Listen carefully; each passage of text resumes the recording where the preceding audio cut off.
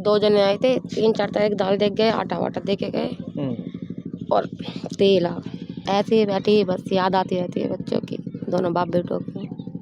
दोनों बाप बेटों की याद आती है। अभी इसकी हालत जो है अभी ज़्यादा अच्छी नहीं है, क्योंकि जो बच्चों का लालन पालन करने वाला था, जो इसको बनाता, वो आज इस दुनिया में नहीं है। दोस्तों, आपको ब्लास्ट कांड तो याद होगा, जो केमिकल ब्लास्ट कांड उस वक्त बहुत चर्चित हुआ था, जिस वक्त उसमें 5 से 6 लोग मारे गए थे, उनकी बॉडी तक नहीं मिली थी। एक इसी घर से बाप और बेटे भी उसी कांड में जो है ख़त्म हो गए थे। ई रिक्शा चालक थे और अपने बेटे को वहाँ पर खिला रहे थे। उनका बेटा वहाँ खेल रहा था, उसी दौरान जो पिता है वो वहाँ पहुँच जाते हैं। बस बाप बेटे वहाँ से चले ही थे कि ब्लास्ट हो जाता है और ब्लास्ट में दोनों बाप बेटे ख़त्म हो जाते हैं। हम उस परिवार की मदद के लिए यहाँ उस वक्त पहुँचे थे और हमने लोगों से अपील की थी। अपील पर बहुत सारे लोगों ने मदद करनी शुरू की और उस मदद से ये किराए का मकान है उस शख्स का जो बाप बेटे ख़त्म हुए थे। ये फ़िलहाल आज मकान अपना हो चुका है। लोगों ने बहुत मदद की और मदद की वजह से आज इनका मकान अपना हो गया। मगर बेटे और उसके पिता की इस आस में कि वो वापस आएंगे, माँ आज भी यहाँ अपने बेटे के लिए आंखें बिछाई बैठी रहती है।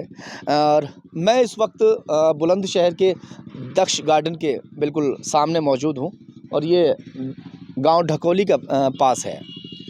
क्या नाम है आपका? अमीना। अमीना। देखिए बहन, जो होने को कोई टाल नहीं सकता। जिस तरह से हुआ हमें बेहद दुख है और वाकई दर्दनाक हादसा था।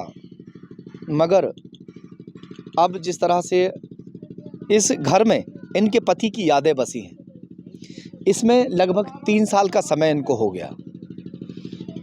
ये चाहती थी कि ये मकान, क्योंकि इसी घर में उस वक्त ये लोग रहते थे जब ये कांड हुआ था, ये मकान इनको मिल जाए। आज इन्हें मकान मिल चुका है। तो अब जीवन लीला कैसे चल रही है आपकी? बस इन लोगों से ऐसी जो मदद होगी उससे ही हो रही है। कौन लोग मदद करते हैं? अब पता ना, दूर दूर के ऐसे ही हैं, अपने मोहल्ले पर से। हाँ। यहाँ आप किस लिए बैठी हुई थी? जब हम अभी आए थे आप यहीं बैठी थी? ऐसे ही बैठी बस याद आती रहती है बच्चों की, दोनों बाप बेटों की। दोनों बाप बेटों की याद आती है। जिस वक्त ये कांड हुआ था तो उस दौरान जो है, थोड़ा सा बता पाएंगे आप क्या हुआ था, कैसे मैं अपने बच्चे को लेने गए थे उनके पिता? जुम्मे का दिन मुझसे पूछ रहे बच्चे कहाँ हैं। मैं इनके बच्चे थे, इनको खेल ले की तरफ, सामने सड़क की तरफ। तो कहने लगे, मैंने बुला के, मैंने कहा उनसे मैं नहा लो तुम। तो कहने लगे पहले मैं उन बच्चों को बुला लूँ, जब आके नहाऊंगा। और बच्चे तो आगे दोनों, एक छोटा वाला लड़का वहीं रह गया है और वो रह गए वहीं पे ही। 8-10 मिनट हुई होंगी, 10-15 मिनट से। इतनी देर में तो पता ना वहाँ पे धमाका सा हो गया। फिर आपको कैसे पता चला था? आवाज़ जो हुई थी, आवाज़ हुई, भी आई होगी आवाज़? हाँ। फिर क्या हुआ था? आवाज़ हुई, बड़े वाले लड़के ने बताया, मेरे पापा वहाँ आदमी लेके आ रहे हैं। फिर मैं पहुँच गई वहीं। बस। आखिरी बार जो आपसे बात हुई थी, क्या कहकर गए थे?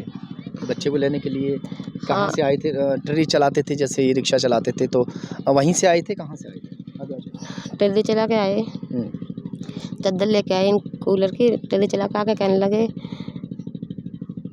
ऐसे बस। चलिए, 10 माह हो चुके हैं, मगर जो माँ है वो अपने बच्चे के लिए आज भी तड़पती है, अपने पति के लिए आज भी उसकी आंखें तरसती हैं। वो इंतज़ार करती है कि क्या पता किस साइड से, किस ओर से मेरा बेटा आ जाए, मेरा पति आ जाए और उन्हें देखने के लिए मिल जाए। बहन चलो अंदर चलते हैं घर में, घर दिखा देता हूँ।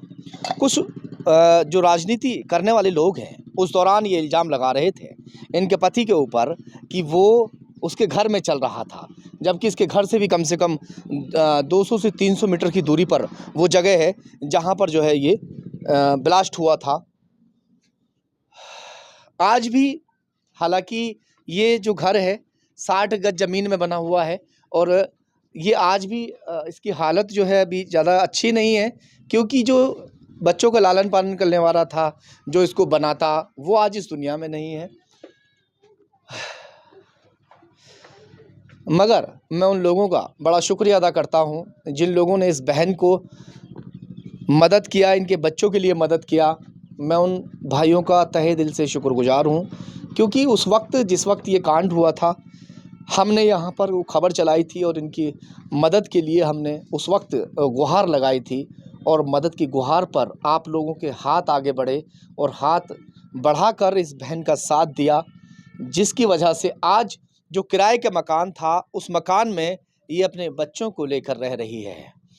अभी बता रही थी तुम कि कोई, जैसे हमने पूछा अभी इनसे कि भाई खर्चा किस तरीके से चलता है, बच्चे पढ़ रहे हैं कि नहीं पढ़ रहे हैं, तो बच्चे इन्होंने पढ़ने के लिए भी डाले हुए हैं और खर्चा जो है कोई देकर गया था दाल वगैरह। हाँ, 2 जने आए थे, 3-4 तरह की दाल दे गए, आटा वाटा दे के गए और तेल हाँ, तेल आटा और 3-4 तरह की दाल थी।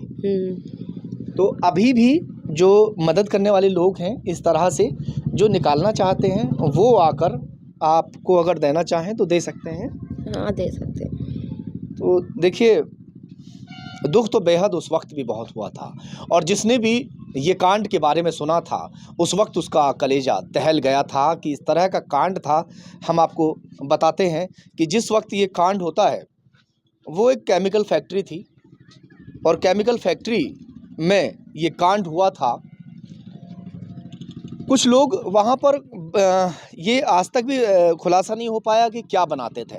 बस इतना बता पाए जो खुलासा हुआ कि उसमें केमिकल बनता था और उसी केमिकल का वहाँ पर लोग जो है कुछ बनाने का काम करते थे। केमिकल से कुछ क्या बनाते थे ये खुलासा नहीं हो पाया। और वही उस दौरान वो कांड होता है, ब्लास्ट होता है।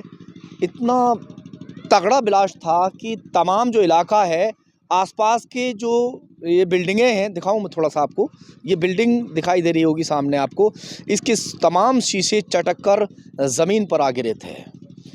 जो दीवारें हैं, आसपास के मकान थे, उन मकानों में दरारें पड़ चुकी थीं। जो 5 बॉडी वहाँ पर थीं, जो 5 लोग ख़त्म हुए थे, उनके चिथड़े उड़ गए थे। एक आदमी का भी शव ऐसा नहीं मिल पाया था कि उसका अंतिम संस्कार तक लोग कर पाते हैं। जो उसमें छत थी, जो उसके अंदर सरिया लगा हुआ था, जो उसके अंदर ईंटें लगी हुई थी, जिस मकान के अंदर ये काम चल रहा था, उसके परखच्चे उड़ गए थे और वो दूर दूर तक, कम से कम आधा किलोमीटर तक ईंटें जाके पड़ी थी। और जो छत है, वो तमाम जो छत गायब हो चुकी थी। वो ऐसा लग ही नहीं रहा था कि इस पर कभी कोई लेंटर पड़ा हुआ होगा। तो आप यकीन मानिए, उस दौरान हालांकि परीक्षण बहुत हुए, लोगों की बॉडियों को खोज कर निकाला गया, मतलब उसमें निकले नहीं थे, कहीं हाथ पड़ा हुआ था, कहीं पैर पड़ा हुआ था। इस तरीके से बॉडी के पार्ट्सों को बीना गया था, तब कहीं जाकर उनका जो है किसी तरह से अंतिम संस्कार किया गया। हालांकि दर्दनाक हादसा था। उस बहन के सामने इन बातों को हम नहीं कर सकते थे, बाहर आके सारी बातें हमने आपको बताई हैं। फ़िलहाल दिल को थोड़ी सी तसल्ली है कि जो मकान है, उस मकान में ये बहन अपने बच्चों को लेकर रह रही है।